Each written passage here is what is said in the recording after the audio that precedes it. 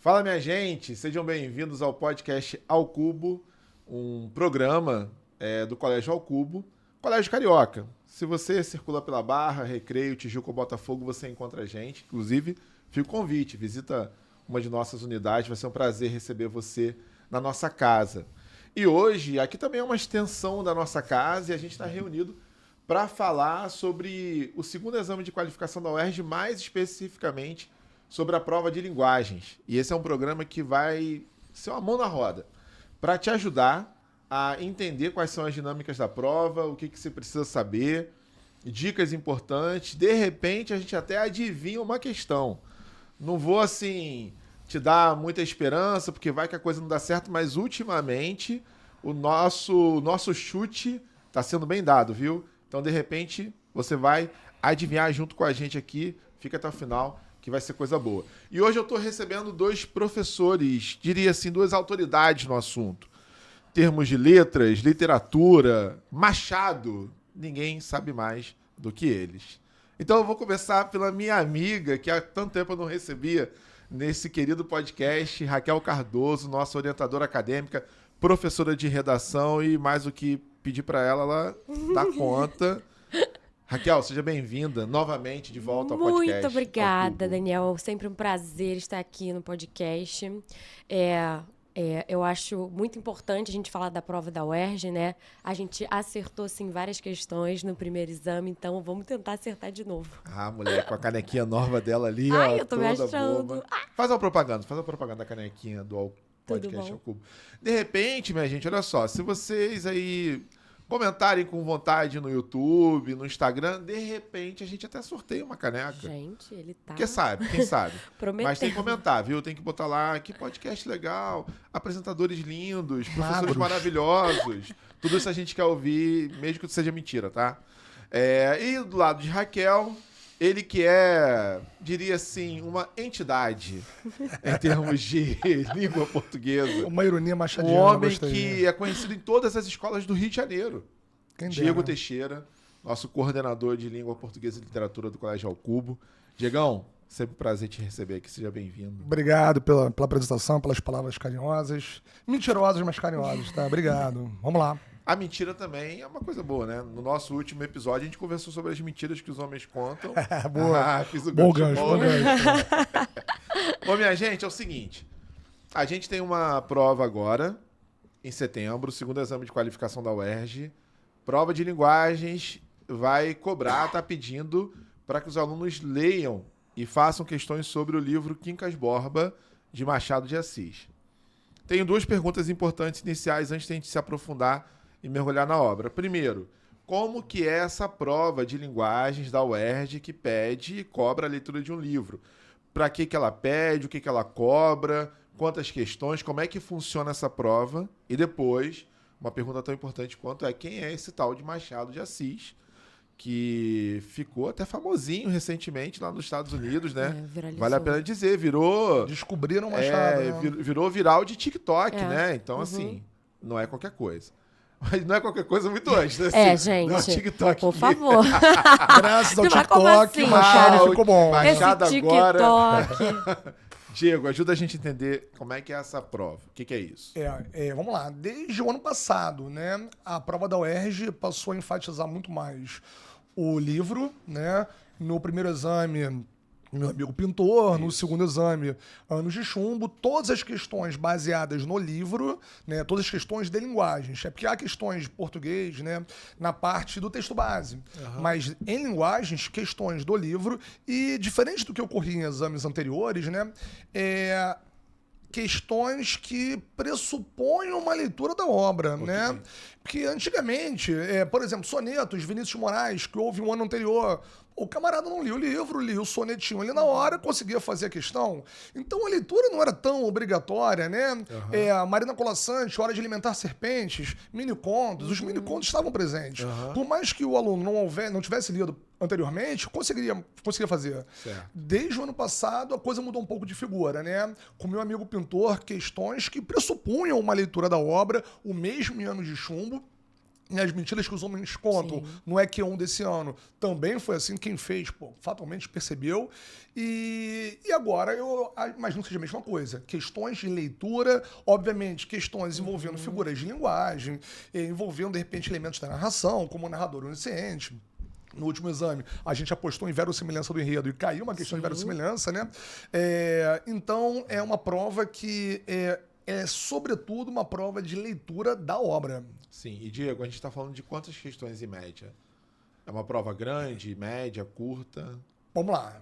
A da prova inteira ou de linguagem? De linguagem, de linguagem. 14 questões aproximadamente, né? Porque a prova de linguagem costuma ter... A prova da UERJ, em se tratando de linguagem, costuma ter aproximadamente 15, 16 questões.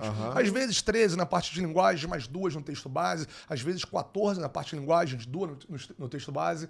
Então, um quarto da prova é português. Ou seja, um quarto da prova tá aqui, gente. Coisa pra caramba, né? Muita coisa. Imagina, que é um camarada que garantiu aí 15 questões de 60, né? Pô, praticamente caminhou o conceito A.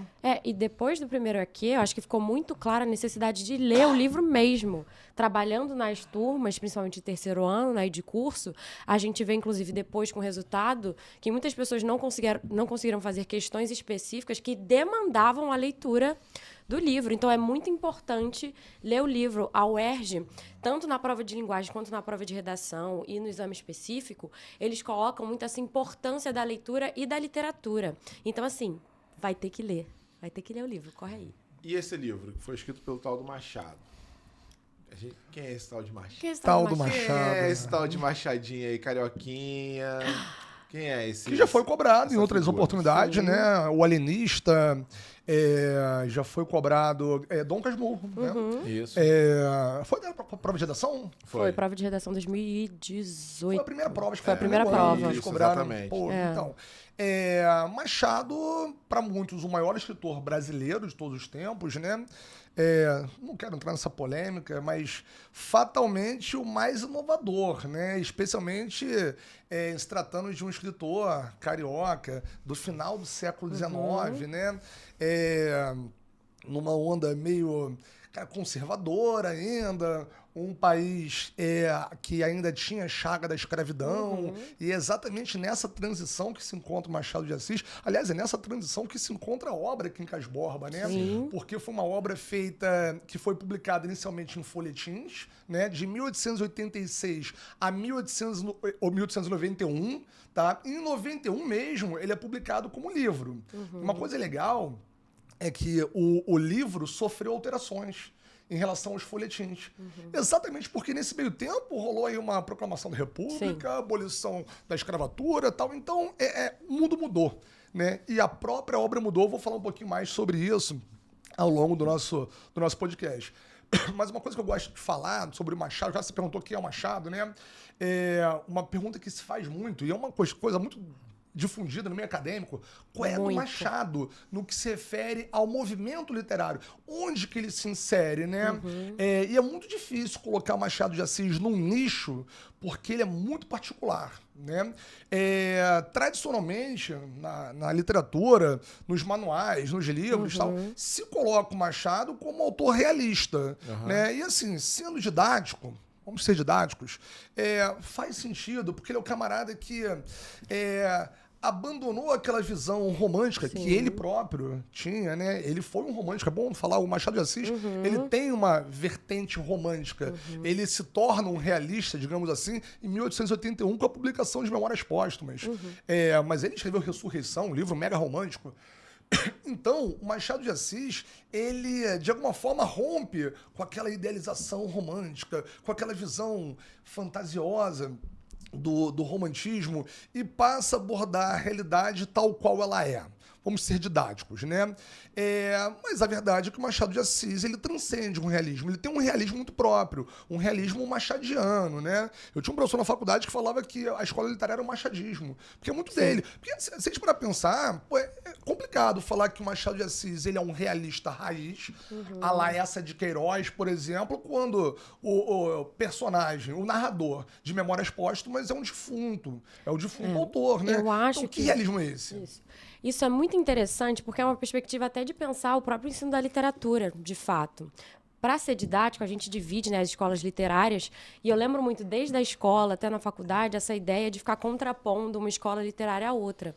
Só que quando a gente vai e aprofunda o estudo e a leitura em Machado de Assis, ele não cabe numa caixinha. Eu sou do time, eu acho, assim, o Machado de Assis o maior escritor de todos os tempos, assim, eu sou muito fã. Eu acho que o que ele fez ali é absurdo, é gênio, assim, é muito impressionante como ele consegue brincar. Você acha que tá lendo uma coisa, daqui a pouco você, opa, peraí, ele consegue te enganar.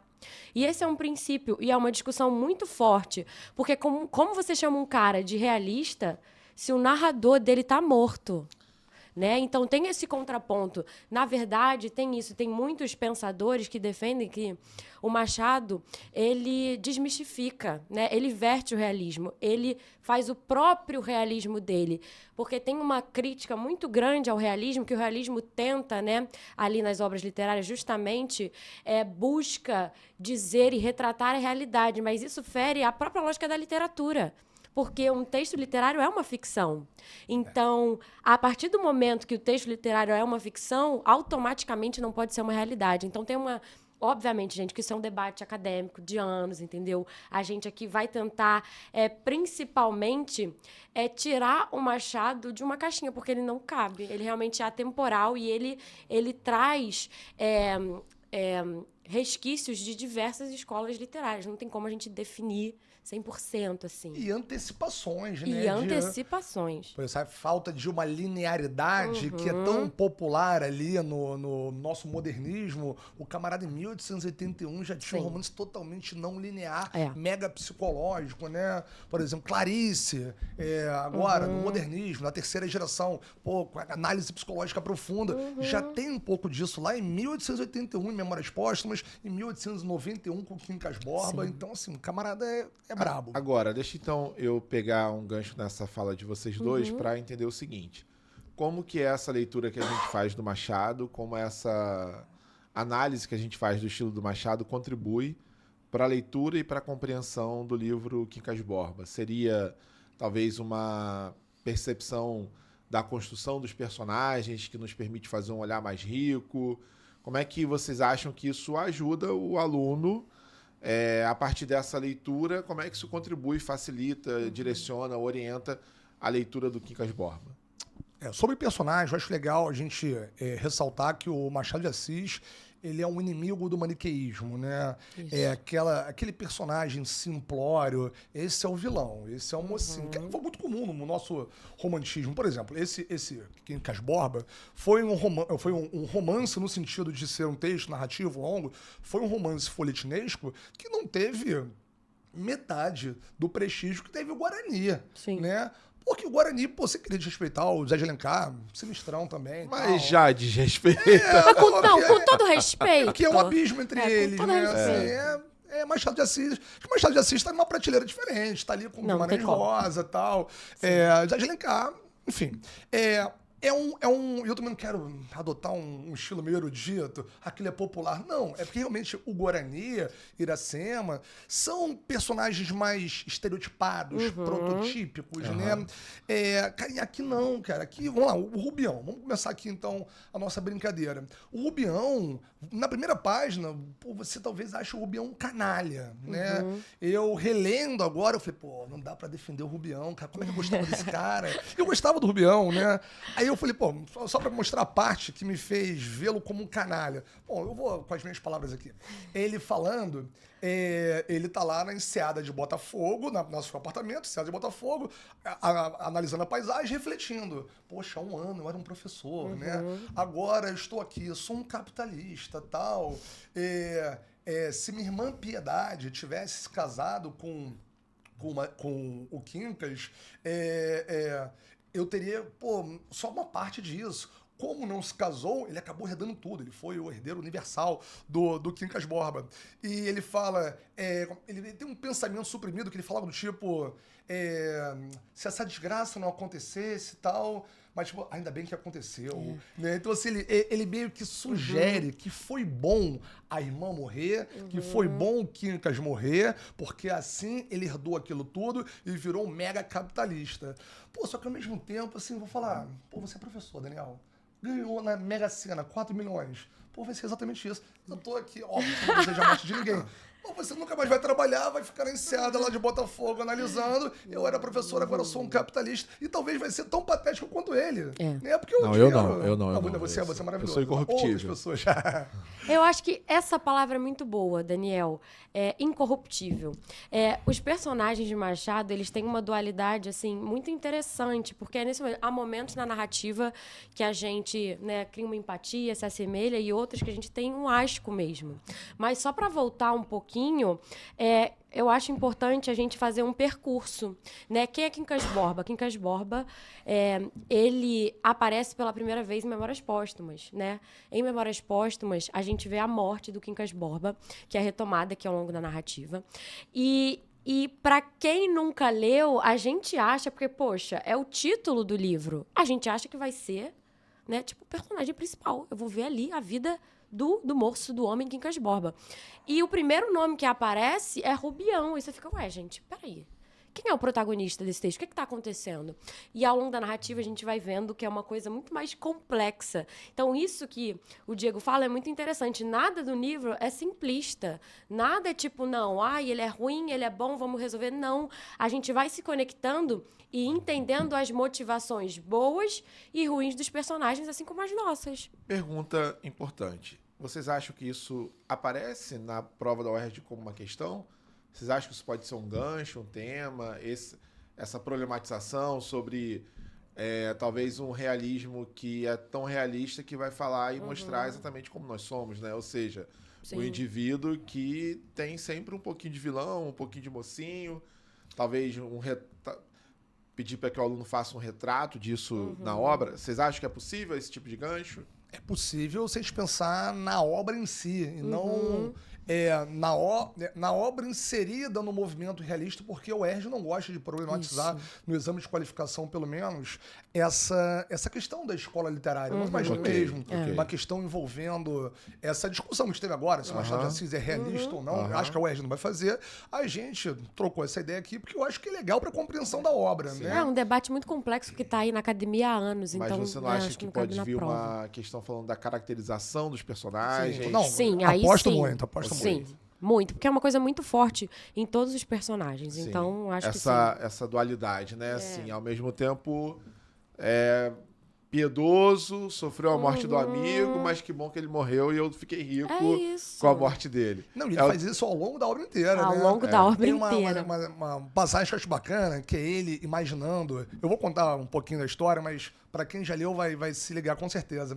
Ele tarando lá a Sofia, né? Ele estava apaixonado pela Sofia, aí imaginando com ela, e ele imaginando o amigo morto para ele não ter a culpa de estar com a Sofia. Poxa, mas se o Cristiano Palha morre, eu fico com a Sofia. E ele se martiriza. Não, cruz credo, não posso pensar nisso, né? O Deus isso me livre, mas quem me dera. É sempre. É o Deus me livre, mas quem me dera. É isso mesmo, cara. Eu acho... Só um minutinho, desculpa te interromper. Não me interrompa. Prossiga. Só pra gente voltar, pra gente não se perder um pouco, assim, pra quem tá ouvindo, pra quem tá assistindo, eu acho importante essa parte do Quincas Borba, né? O Quincas, homem, porque a gente vai daqui a pouco conhecer a outra figura Quincas, que é o cachorro, que é importantíssimo também. Mas o Quincas, ele tem uma filosofia, né, Diego? Ele tem uma filosofia cair, né? E isso vai cair. E o Diego vai explicar pra gente agora. Ó o corte, hein? Ela levantou pra cortar, cara. Então, eu aposto muito nessa humanitas, né? Vamos apresentar um pouquinho a obra, então? Eu falo da humanitas... E eu acho que vai fazer sentido. O texto começa com a morte do Quincas? Isso. Como é que começa? Na verdade, assim, começa no momento posterior, né? Não tem aquela linearidade cronológica. Certo. Tá ele lá, um ano após ter herdado e tal. Ele lá em Botafogo, na sua casa, admirando a enseada, rola essa passagem. O que eu queria falar, e eu falei mais ou menos meio errado, foi... Não casou, o Quincas e a Piedade. Ambos morreram. E aqui está tudo comigo. De modo que o que parecia uma desgraça foi uma coisa maravilhosa. Mas ele não fala, né? O Machado de Assis tem isso. O Machado de Assis, ele não fala, ele sugere. Se você pescar, você pescou. Se não pescar, talvez seja melhor. Isso é muito importante. Ele sugere. Então, ele coloca o leitor numa posição também de protagonista. Tipo assim, cara, você tem que ler... Vem aqui comigo. Né? Vem aqui, entende aqui isso que eu tô construindo. Antes de falar da obra, acho que vale um paralelo. O Machado de Assis, ele, como eu falei, não é um realista prototípico, né? Por exemplo, essa de Queiroz, ele é um camarada muito mais didático no que se refere às características do realismo. Esse sim é um realismo, realista raiz. Então, o Machado de Assis, quer criticar a instituição casamento, que é uma instituição bem burguesa, ele coloca lá em Primo Basílio a Luísa transando com Primo Basílio, enquanto Jorge manda cartinha pra ela, é uma coisa mais escrachada. A questão do adultério, que é muito problematizada em todas as obras, inclusive nessa, né? É muito mais sutil. Por exemplo, a grande temática de Dom Casmurro, uma outra obra machadiana, é a questão do adultério, mas em nenhum momento fica claro que houve adultério. Uma questão que rola aqui é o adultério, entre aspas, de Sofia. Mas em nenhum momento ela trai o Cristiano. Sim. Pelo menos não fisicamente, né? Então a coisa é tematizada de uma forma meio oculta, né? É sugerido.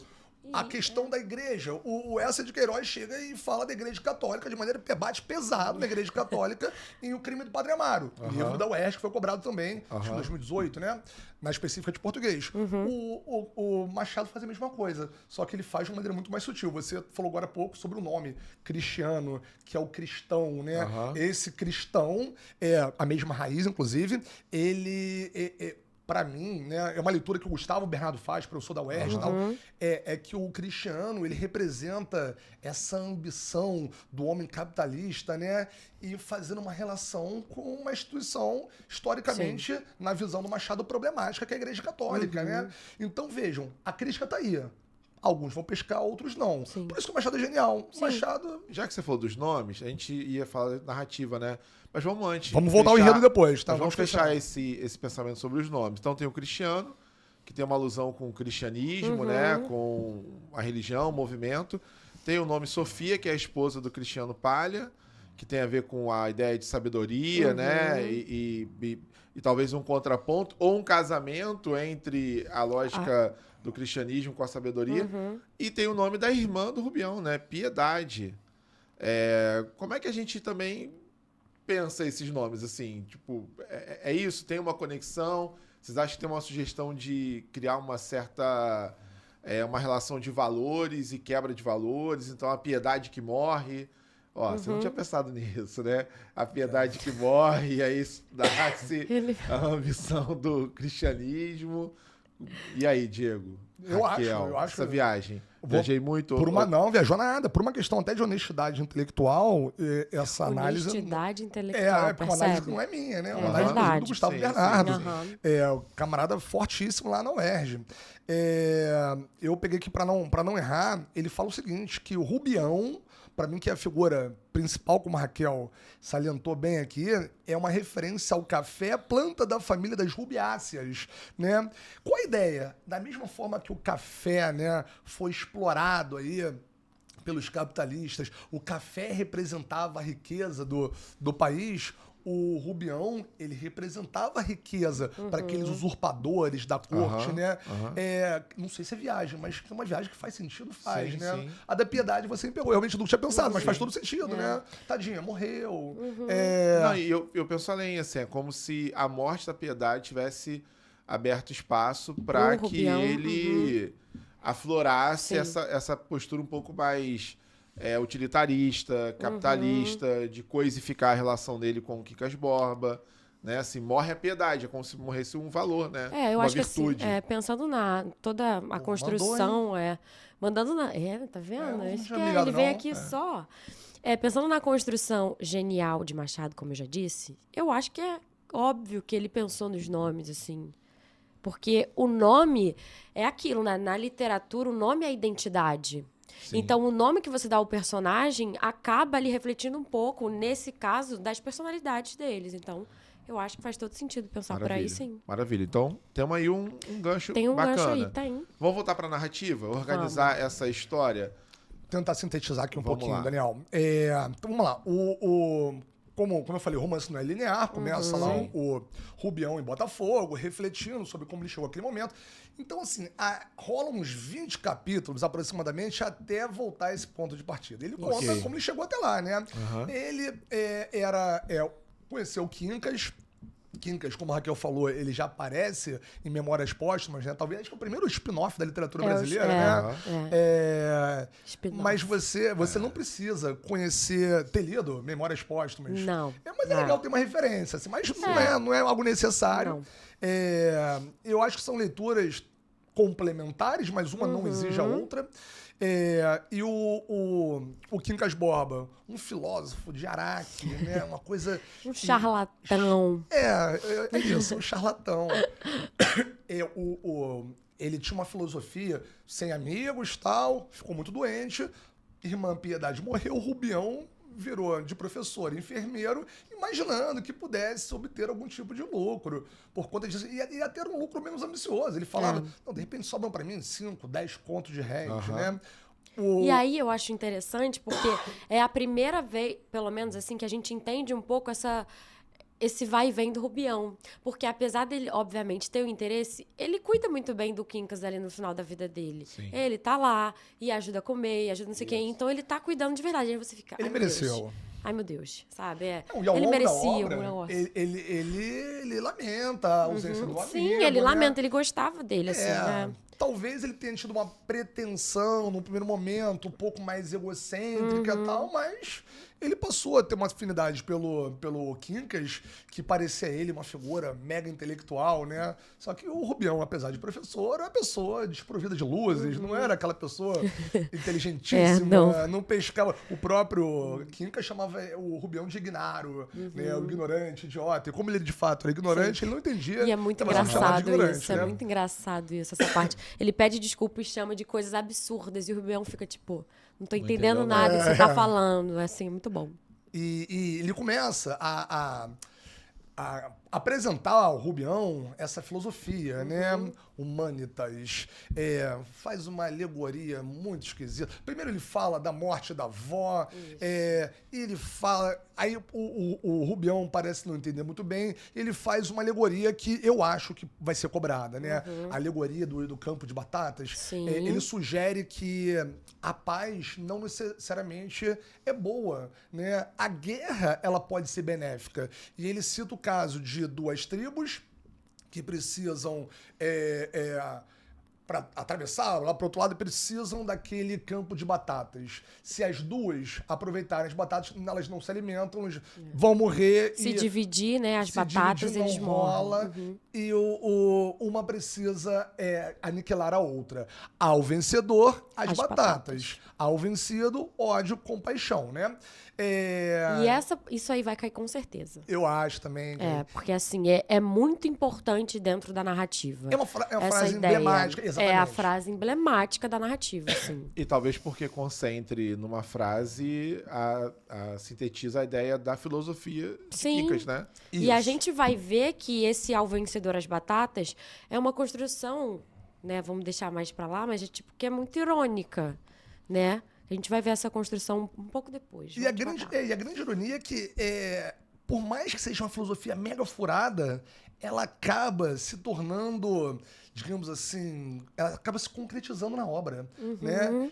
Mas isso aqui é uma grande sátira. Não sei se a molecada pescou, mas é uma grande sátira do Machado de Assis, porque o final do século XIX foi um momento que pipocaram várias filosofias, todo mundo tinha uma doutrina, né? É o determinismo lá, ateniano, é o darwinismo, é o marxismo, é o positivismo. Inclusive, essa Humanitas claramente faz uma sátira com o positivismo do Comte e com o darwinismo. Talvez não o darwinismo biológico, mas aquele desdobramento desse darwinismo a que se deu o nome de darwinismo social, né? Sim. A ideia de que o mais forte sobrevive. Isso é balela, né? E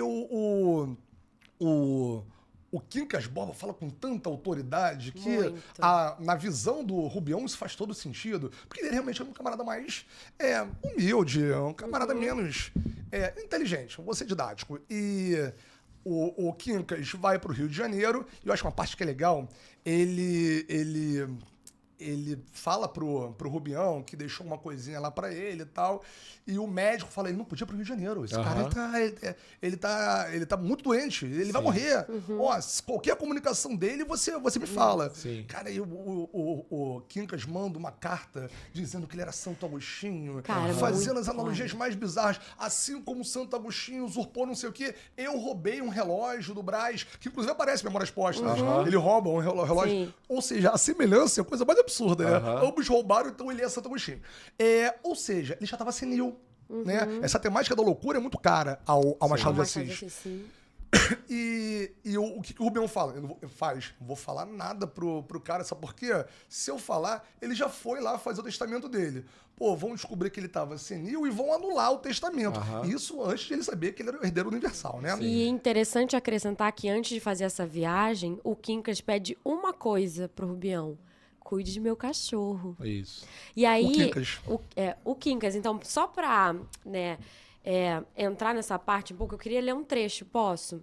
Porque tem uma coisa, o Quincas já doente, né? Cuidado com a confusão, tá, gente? O cachorro se chama Quincas Borba também. E aí eu vou ler esse trecho pra vocês. Rubião achou um rival no coração de Quincas Borba. Um cão, um bonito cão. Meio tamanho, pelo cor de chumbo malhado de preto. Quincas Borba levava-o para toda parte, dormindo no mesmo quarto. E aí, nessa parte que o Rubião tá conhecendo, ele acha muito interessante, porque, gente, vamos lá. O cara botou o nome do cachorro, o nome dele, o mesmo nome. Isso é muito bizarro. Vamos trazer isso, né, pra realidade. Imagina você botar o seu nome no seu cachorro, é muito bizarro. Sim. Muito bizarro. E aí, o Rubião questiona, fala assim, por que você botou o seu nome no cachorro? E o Quincas responde, desde que humanitas, segundo a minha doutrina, é o princípio da vida e reside em toda parte, existe também no cão. E este pode, assim, receber um nome de gente, seja cristão ou muçulmano. Então, e ele vai e defende, fala assim, não, o nome do meu cachorro vai ser o meu nome mesmo. E ele ainda explica que, assim, por mais que ele morra, ele vai sobreviver tanto em sua filosofia quanto no cachorro. Então, o cachorro tem esse debate muito grande. Qual é o Quincas Borba que nomeia o livro? É o homem ou é o cachorro? Ou é os dois? Ou é essa coisa que sobrevive por meio da filosofia dele? Né? Então, essa parte, tipo, sempre eu acho muito boa. E por que o nome é Quincas Borba e não Rubião, né? Vamos falar um pouquinho sobre isso. Aí ele vai para o Rio de Janeiro, para casa do Brás Cubas, morre, né? E fala-se lá do testamento dele, que está em Barbacena, e ele se descobre herdeiro universal, né? Só que antes de ele descobrir que é herdeiro universal, ele pega o cachorro, Quincas, e entrega lá para a comadre dele, Angélica. Então aí, esse cachorro aí e tal. Só que aí ele virou herdeiro universal com uma condição, que ele fosse tutor do Quincas, né? Pô, na hora ele vai buscar o cachorro, um cachorro maravilhoso, esse cachorro engraçado. é tudo e tal. Aí a Angélica, mas você não me dá o cachorro? Não, eu te dou outro filhote, me dá o Quincas aqui, porque essa era a condição para ele ser o herdeiro. E virou herdeiro mesmo, fortuna enorme. Vai fazer o quê? Ficar em Barbacena? Ele vem para o Rio de Janeiro, onde estão as batatas, né? Sim. Ele era o grande vencedor, vem para a corte. No caminho, em Vassouras, né? Na estação de Vassouras, conhece o casal Palha, Cristiano Palha, Sofia Palha. Ele, um provinciano, ingênuo. Um camponesinho. Já fala, né? Tem uma coisa determinista aí. Tem uma coisa determinista no Machado de Assis. Ele chega e fala... como é que é? Eu herdei, não sei o que e tal, e falou da Gente, fortuna. imagina isso. Você acabou de ganhar uma fortuna, você chega no trem e conta que ganhou dinheiro. Eu desapareço. Gente, não façam isso, por favor. Eu desapareço. Haverá sinais, não haverá, gente. Não esperem Mas sinais. não é legal ser um cara ingênuo, um cara até certo ponto puro, né? Sim. E o Cristiano, e essa é uma grande ironia que pode ser cobrada na prova, Cristiano, olha, não fala isso pra ninguém não, rapaz, tem gente que não é tão boa quanto eu, né? Agradeço a confiança, mas não é pra falar por quê. Ele não queria que ninguém mais usurpasse. Exatamente. Ele queria exclusividade, óbvio, né? É uma característica muito forte do Cristiano também. Ele é muito manipulador. Ele faz esse tipo de coisa porque pra ficar sempre ali sendo o principal usurpador da Se você for pensar dinheiro. pelo aspecto religioso, a religião tem as religiões monoteístas têm esse rigor, né? É um pertencimento exclusivo e não há negociação, né? Qualquer tipo de saída pressupõe uma distorção, né, desse pertencimento. E assim, ele vai pro Rio de Janeiro. No dia seguinte, o Cristiano e a Sofia chegaram a oferecer a casa dele. O Cristiano mais. A Sofia tá mais caladona. Ofereceram a casa lá, que era em Santa Teresa. Para quem não conhece, é uma região mais alta, nobre também, do Rio de Janeiro. Ele não vai, enfim. Mas no dia seguinte, o Cristiano tá lá. E já começa a usurpação mesmo, né? Apresenta lá algumas pessoas, advogados e tal, e todo mundo belisca um pouquinho do Rubião. Sim. E nesse meio tempo, o Rubião se apaixona por quem vai lá pra casa deles, tal, se apaixona pela Sofia, mas é uma paixão verdadeira, né? Não era aquela paixão meramente carnal. E ele se apaixona pela Sofia, e num dado momento, a Sofia manda um bilhete pra ele com morangos, vem à minha casa, tal, não sei o quê. Que na verdade depois a gente descobre que foi o próprio Cristiano que escreveu, né? Ele, mega ingênuo, apaixonado, vai pra lá, rola uma troca de olhares. A Sofia, lembra que a sabedoria, ela se utiliza da sua sedução pra manter o Rubião por perto, que era interessante, até economicamente, manter uma figura como o Rubião por perto, né? E o Rubião acho que entende mal aqueles olhares, e numa situação em que ambos saíram para o jardim, né? Ela chamou a Dona Tunica, que era a filha do Major. Que era uma solteirona, assim, que estava em busca de um partido que, inclusive, né, seria Rubião, ali ela queria, para ver se conseguia ficar com o Rubião, mas o Rubião já estava completamente só tinha olhos para a Sofia. Ele só pensava pela na Sofia. mulher casada. Não, e vira e mexe, ele chega a pensar em casar com outra pessoa, mas a Sofia invade seus pensamentos. Mas antes aqui, devo defender primeiro nossa diva Sofia, tá? Porque antes, ela fala assim, ela chega pro Cristiano, depois desse acontecimento, fala assim, então, meu querido marido, Rubião deu em cima de mim. E ela tá com um tom meio agressivo, tipo, como assim você não vai se incomodar? O cara me prometeu a lua, falou pra gente olhar, né, o cruzeiro às 10 horas, todo dia, pra gente ter uma comunicação e tal. Aí que o Cristiano vem e joga nítido com ela, fala assim, olha só, minha querida, a gente vai ter que manter essa relação aí, esse, né, disse-me-disse, porque eu já estou devendo muito dinheiro para ser Rubião. Então, e aí ele fica... Essa parte é bem importante. Aí ele fica... Essa é uma parte que eu acho muito importante, justamente porque o Machado faz questão de colocar textualmente, uma coisa que, né, se a pessoa não pegou ainda, textualmente, essa relação meio de poder por meio da Sofia. Então, o Cristiano, por isso que eu falo, volto a dizer, manipulador.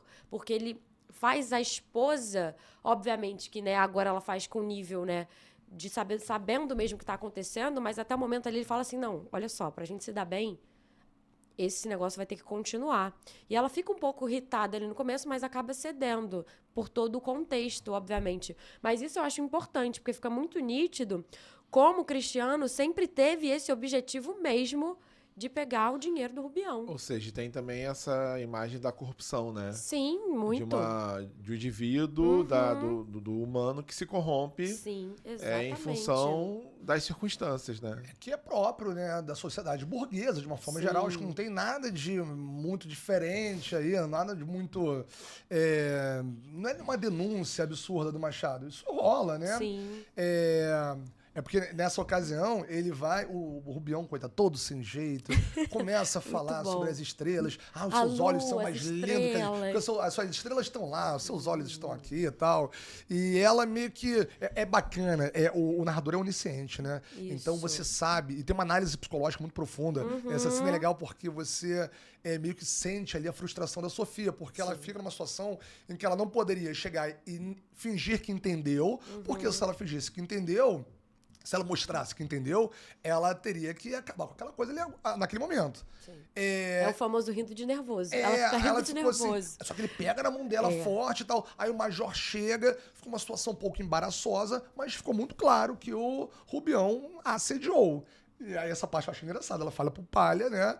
O Palha, o Cristiano, ele fica nervoso no primeiro momento, né? Só que depois que ele descobre que foi o Rubião, ele meio que relativiza a coisa. Não, relativizou o assédio mesmo, né? Sim. Não, mas olha só, será que não foi efeito do vinho?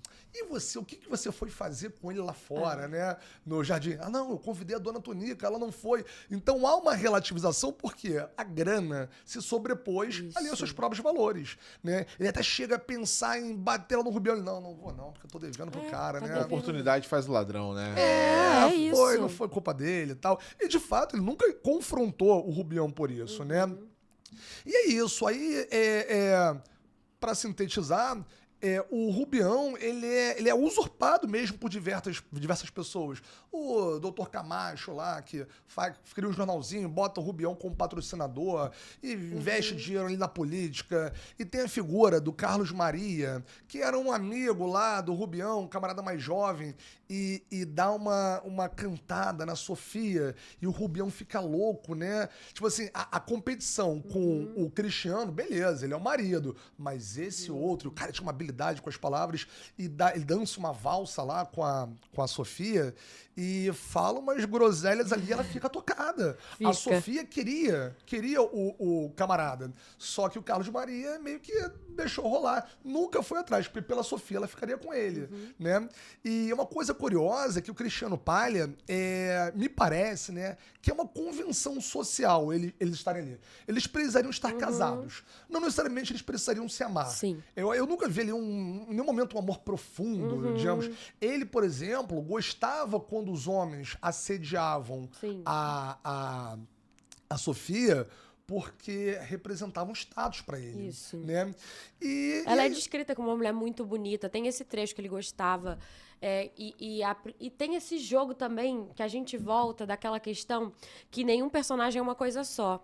Quando o narrador começa a caracterizar a Sofia, tem esse jogo de que no começo ela usava os decotes porque o marido gostava, mas logo depois ela também gostava de receber elogios, de ser cortejada ali nos bailes e tudo mais. Então, de novo, esse vai e vem entre os personagens, né? E você falou da questão do Cruzeiro, nessa cantada dele, até lembrei agora, na cantada que ele dá pra mulher, ele tenta meter uma de às 10 horas, vamos olhar para o Cruzeiro e vamos estar juntos nesse momento. Brega, né? Muito.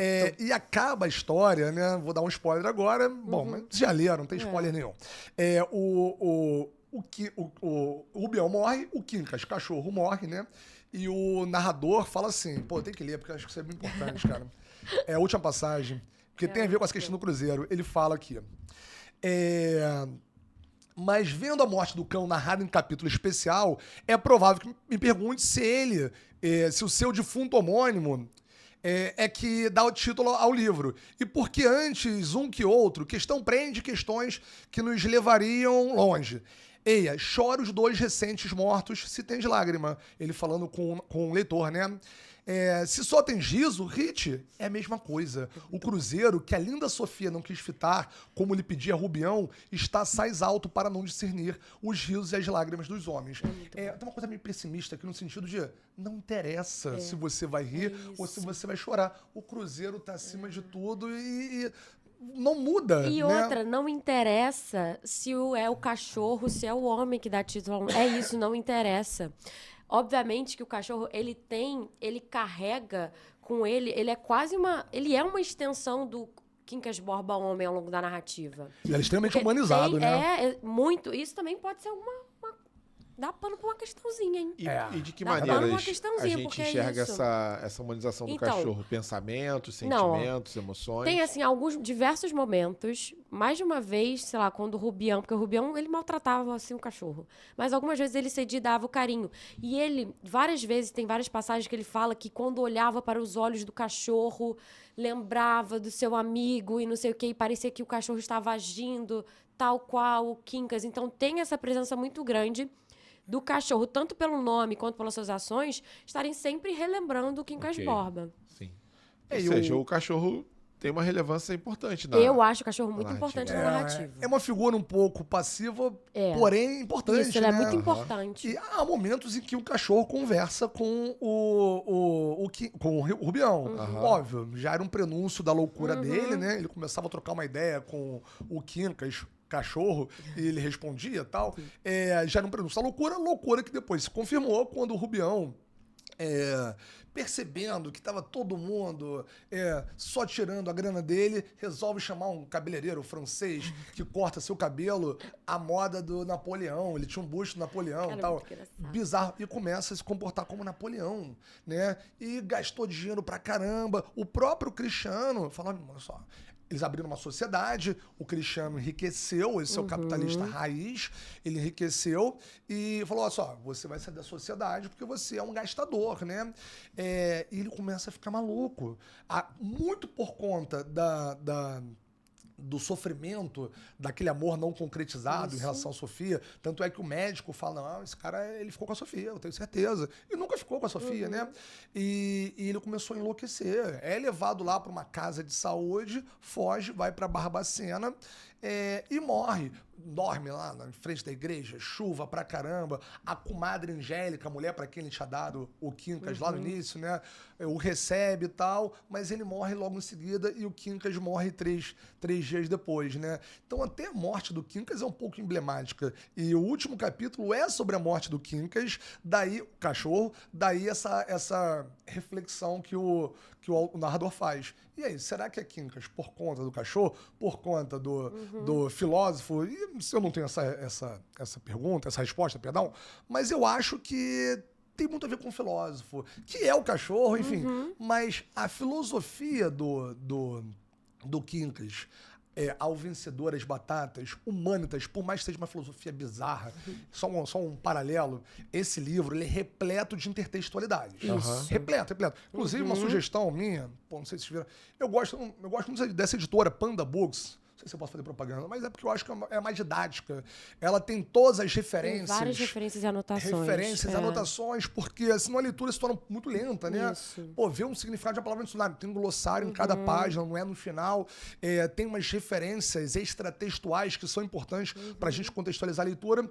É legal, porque o Quincas, quando ele morre, uma das últimas coisas que ele falou foi que o Pangloss estava certo. Isso. Qual é do Pangloss? Pangloss era um filósofo, também mequetrefe, lá do Cândido, o otimista, do Voltaire. Né? E qual era do Pangloss? Ele era uma sátira de um outro filósofo real, o Leibniz, o alemão, tal, que dizia que tudo que acontecia no mundo era pro melhor dos mundos. Acontecia bizarrice que fosse. Morreu, peste...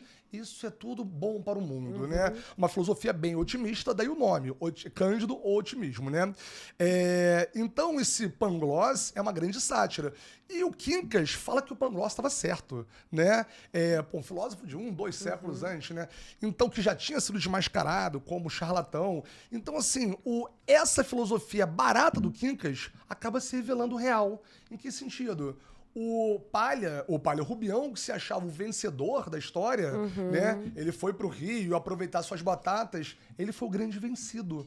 Ele é aquele a quem se destinava o ódio, a compaixão. Isso. Tanto é que as últimas palavras dele foram: ao vencedor não completa, né? Ele coloca uma coroa imaginária ao vencedor. Ele falou antes, ao vencedor as batatas. Na hora de morrer, ao vencedor ele não concluiu. Ou seja, ele morreu sem entender que ele não é o vencedor da história. Sim. Ele foi um grande vencido. Né? Talvez o vencedor seja o Palha, Sim. o Dr. Camacho, né? A Dona Fernanda. Ele não. Ele foi o bucha, o provinciano, que saiu de Barbacena, foi pro Rio, um lugar ao qual ele não pertencia, não havia sensação de pertencimento, mas ele foi tragado por aquela realidade. Né?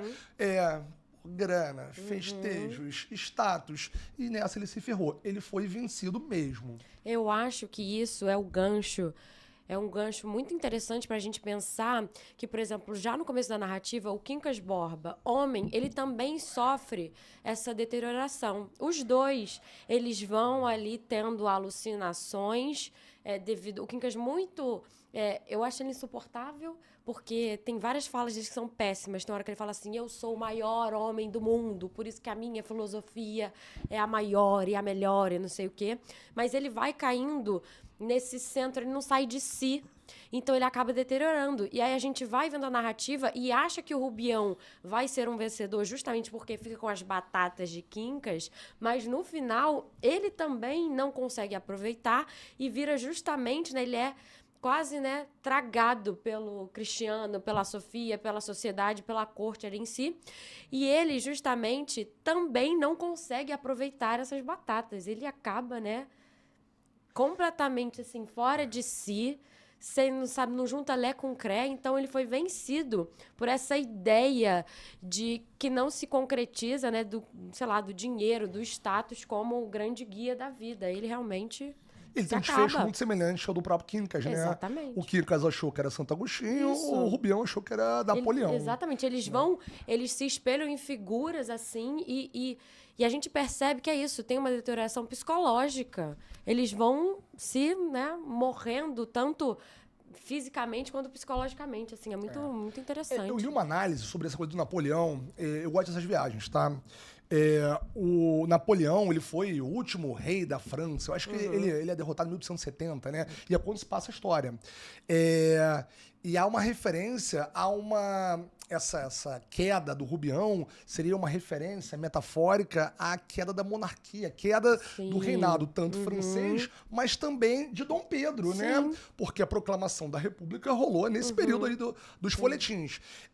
E uma coisa que pode respaldar essa teoria é o fato de que o nome do Rubião nos folhetins era Rubião, sei lá, não sei das quantas. E ele virou, após no livro oficial 1891, Pedro Rubião, né? Pô, será que não tá questionando aí a derrocada de Dom Pedro? Sei lá. Sim. Eu acho que é isso.